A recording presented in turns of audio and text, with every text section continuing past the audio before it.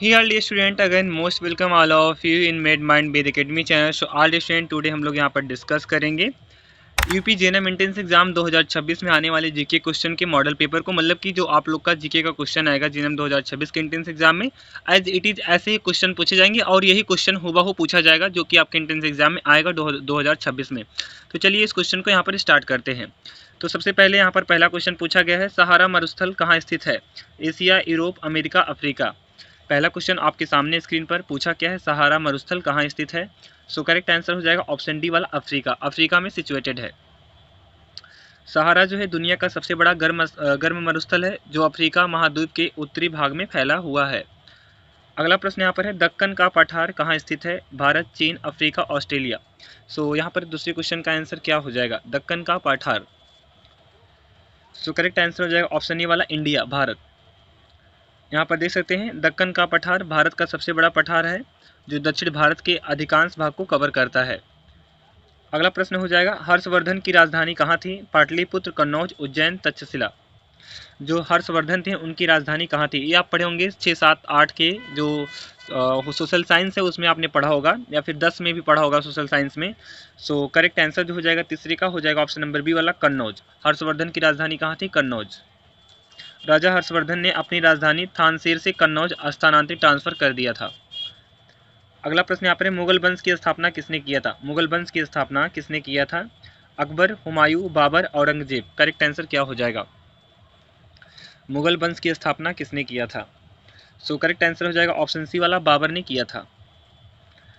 1526 में पानीपत के प्रथम युद्ध में इब्राहिम लोदी को हराकर बाबर ने भारत में मुगल साम्राज्य की नींव रखी थी। अगला प्रश्न यहाँ पर है, हल्दी घाटी का युद्ध किसके बीच हुआ था? हल्दी घाटी का युद्ध किसके बीच हुआ था? अकबर और शिवाजी, महाराणा प्रताप और अकबर, बाबर और इब्राहिम लोदी एंड हुमायूं और शेरशाह सूरी। हल्दी घाटी का युद्ध किसके बीच हुआ था? सो करेक्ट आंसर हो जाएगा ऑप्शन बी वाला महाराणा प्रताप और अकबर के बीच हुआ था। यह युद्ध 18 जून 1576 को मेवाड़ के राजा महाराणा प्रताप और जो है मुगल सम्राट अकबर की सेना मान सिंह के नेतृत्व में अकबर की सेना के बीच हुआ था जो कि मान सिंह के नेतृत्व में हुआ था।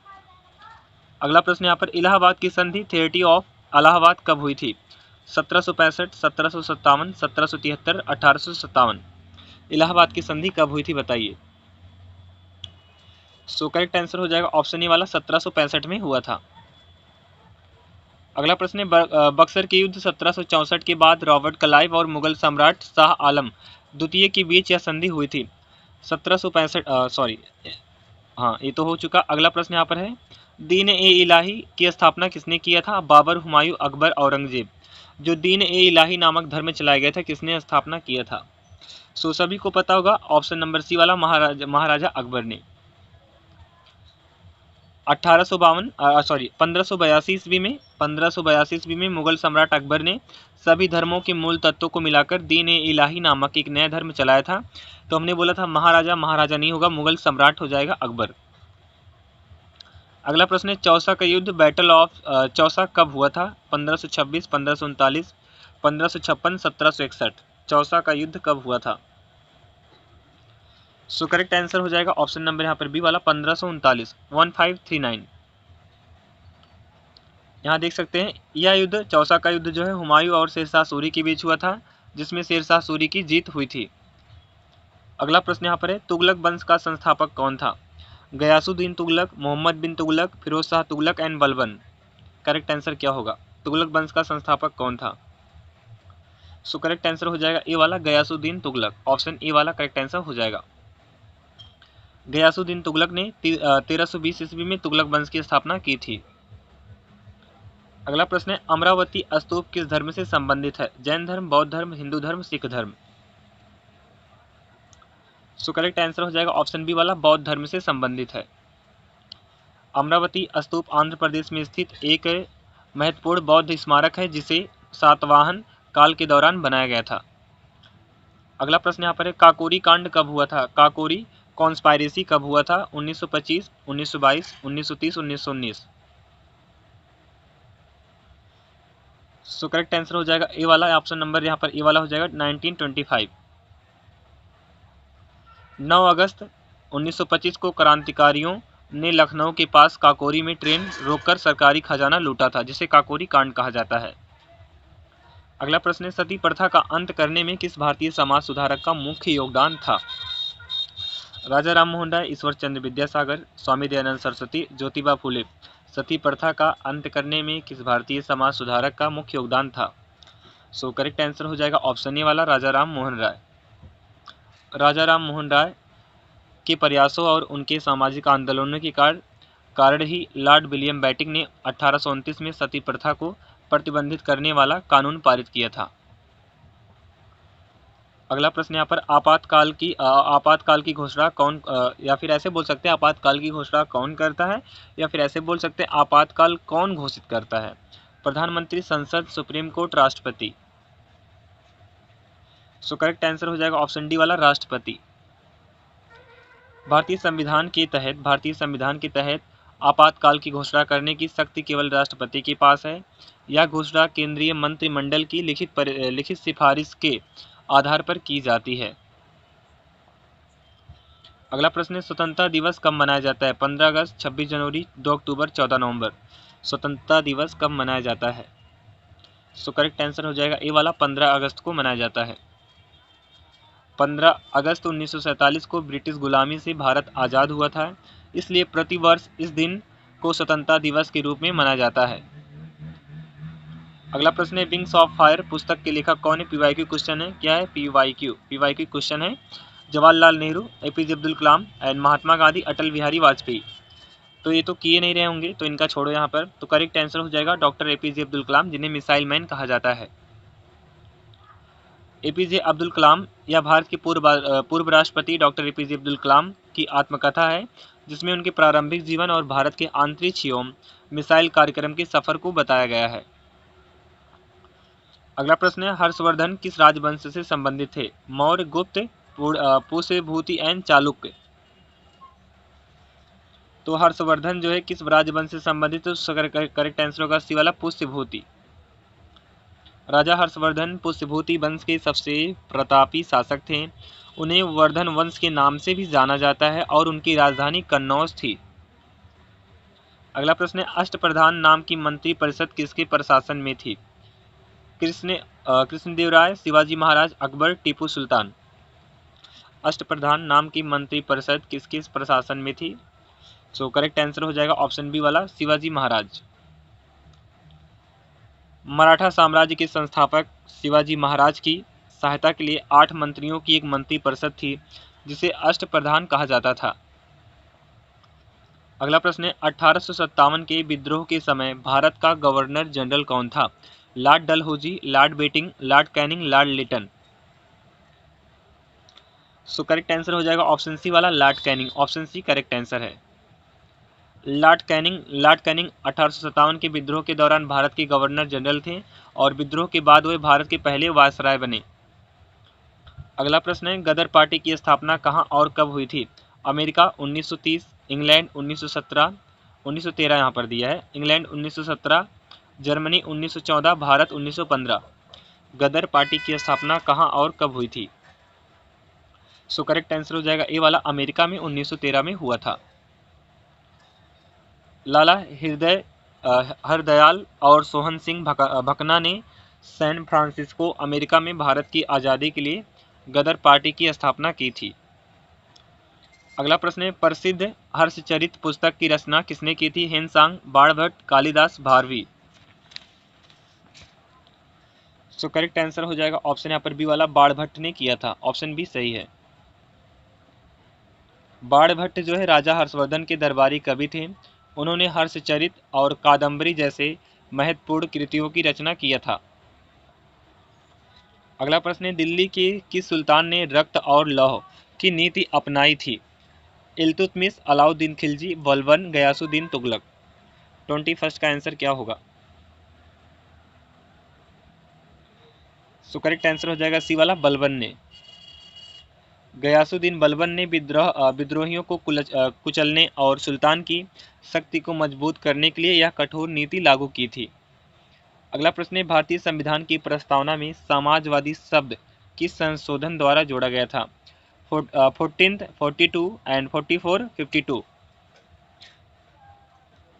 सो करेक्ट आंसर यहाँ पर क्या होगा? करेक्ट आंसर हो जाएगा बी वाला 42 संशोधन। 1976 में हुए 42वें संविधान संशोधन द्वारा समाजवादी पंथ निरपेक्ष और अखंडता शब्द जोड़े गए थे। अगला प्रश्न है, भारत के संविधान का कौन सा अनुच्छेद ग्राम पंचायतों के गठन का निर्देश देता है? अनुच्छेद 32, अनुच्छेद 40, अनुच्छेद 44, अनुच्छेद 51। तो कौन सा आर्टिकल है? सो करेक्ट आंसर हो जाएगा आर्टिकल 40। ऑप्शन बी वाला करेक्ट आंसर है।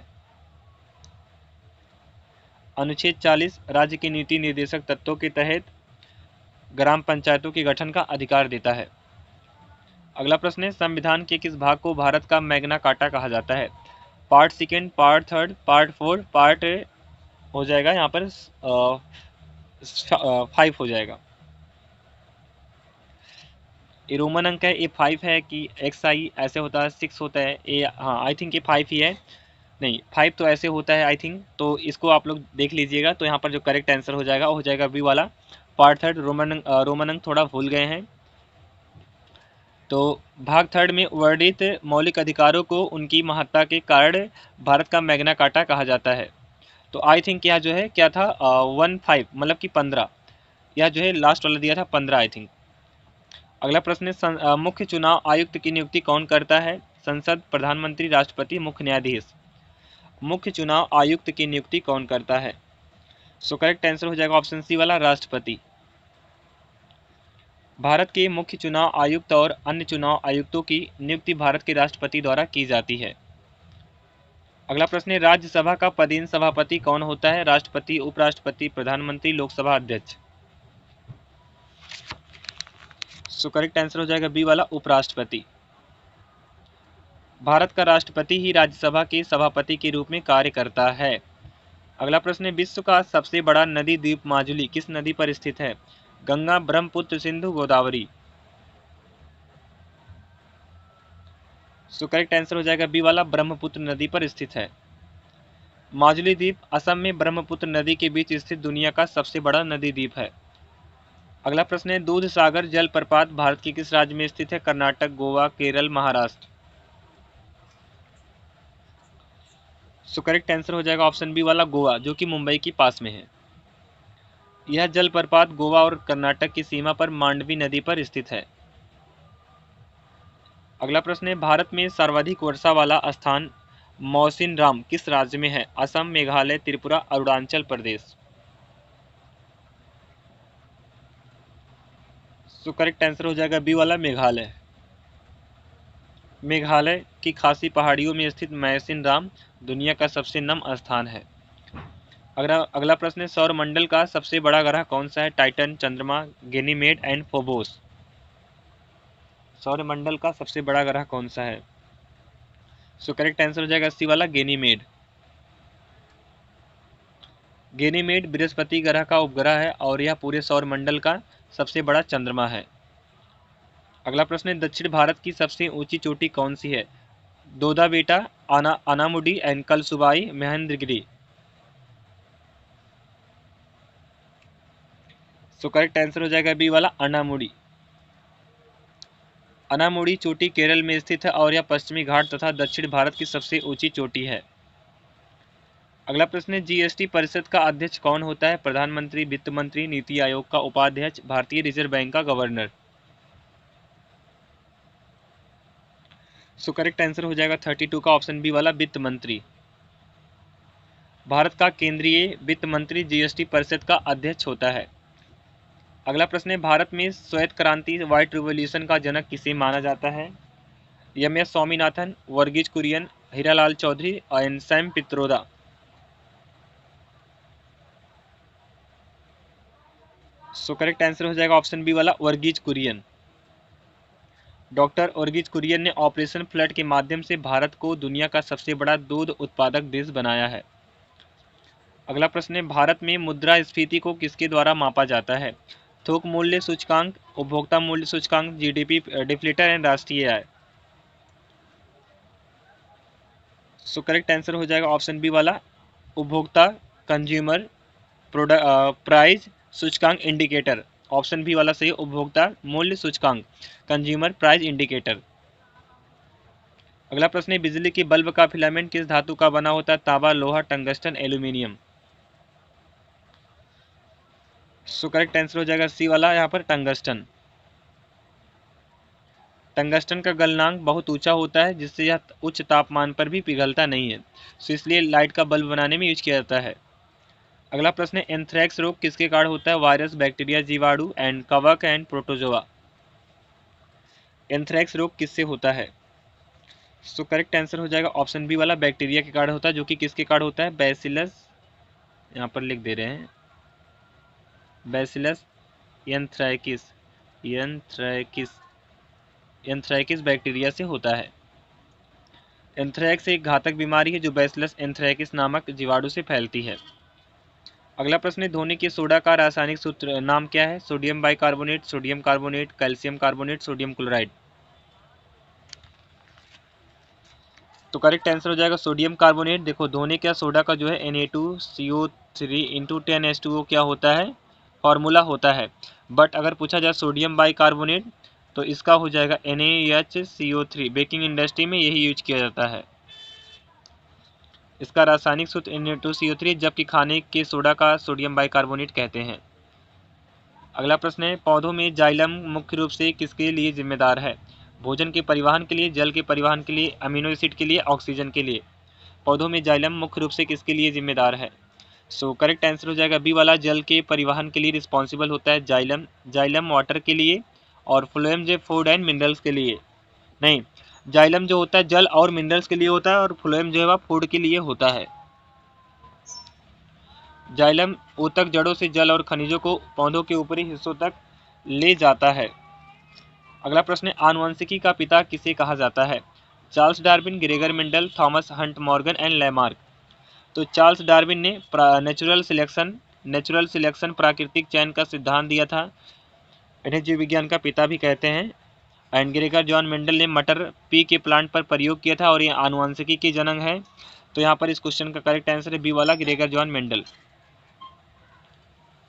अगला प्रश्न है, रणजी ट्रॉफी का संबंध किस खेल से? Football, hockey, cricket, kabaddi. सो करेक्ट आंसर हो जाएगा ऑप्शन सी वाला, क्रिकेट से है। ऑप्शन सी सही है।